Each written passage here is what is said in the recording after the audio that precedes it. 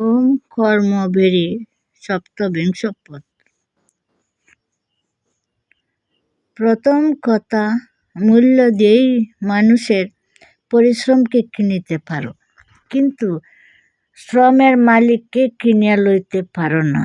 ভগবানের রাজ্যে মাথা কেনা বেচা অধিকার কাহারও নাই।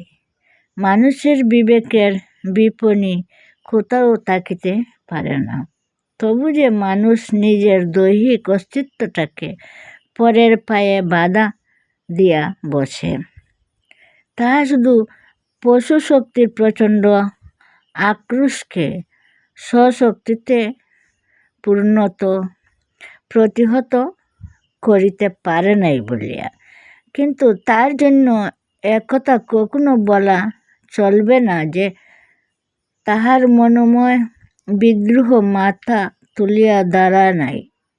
দেহশক্তির যোগ্য প্রতিকূলতা দিতে পারিল না বলিয়া সে নতশির হইয়া বশ্যতা স্বীকার করে, কিন্তু মনশক্তিকে অনুকূল করিবার পক্ষে উহা যথেষ্ট নহে। জাগতিক প্রভুত্বের উদ্ধত নেশায় তুমি আমাকে পদাঘাতে অপমান করিতে পারো, আমি প্রতিঘাত করিতে পারি না বলিয়া সবই নীরবে সহিয়া লইলাম। কিন্তু তুমি যাহা করিলে তাহাতে তোমার স্ব-অধিকার প্রসার পাইল না, সংকুচিত হইল। কারণ গায়ের জোরে তুমি আমার দেহখানির উপরে কর্তৃত্বের লীলা খেলা করিতে পারো, কিন্তু যতই আমার স্বাধীন ইচ্ছার অবাধ গতিকে তুমি তোমার স্বেচ্ছাচারের পাশবন্ধনে বাঁধিয়া ফেলিতে চাহিবে, আমার মনের উপর তোমার অধিকার ততই কমিয়া যাইবে। আমাকে যদি পিঞ্জুরে পুরিয়া রাখো, আমি তোমাকে ভালোবাসিতে পারিব কি? আমার অঙ্গক্রান্তি যদি কষার আঘাতে খালি করিয়া দাও, মনোরাজ্যের মণিময় মধুর সিংহাসনে বসাইয়া আমি তোমাকে পূজার অঞ্জলি ডালিব কি? তুমি আমার দেহকে চাহিয়া মনকে হারাইয়াছ, কাচের কদর করিয়া জহরতের খনির মুখে বাধা প্রাচীর গাঁথিয়া লইয়াছ। আমার মনটা যে আমার দেহের চাইতে অনেক বড়, অনেক সুন্দর। উৎকর্ষে যতগুলি মাপকাঠি তোমার ওই সপ্তযুগের জ্ঞান বিজ্ঞান আবিষ্কার করিতে পারে, সবগুলির হিসাবে দেখো আমার মন কত প্রকারে কতটা শ্রেষ্ঠ।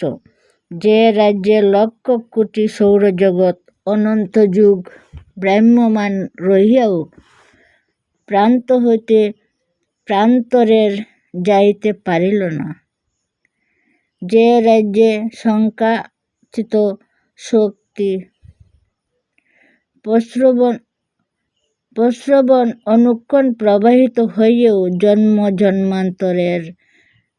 জন্মান্তরের সমুদ্রের সন্ধান খুঁজিয়া পাইল না, সেই মনোরাজ্য হইতে নির্বাসন দণ্ড তুমি স্বেচ্ছাচারে অর্জন করিয়াছ।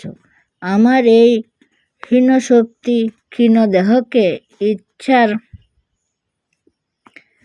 ইচ্ছার ইঙ্গিতে পরিচালিত করিয়াই তুমি দর্পদম্ভে কাটিয়া মারিতে পারো, কিন্তু আমাকে তুমি পাও নাই।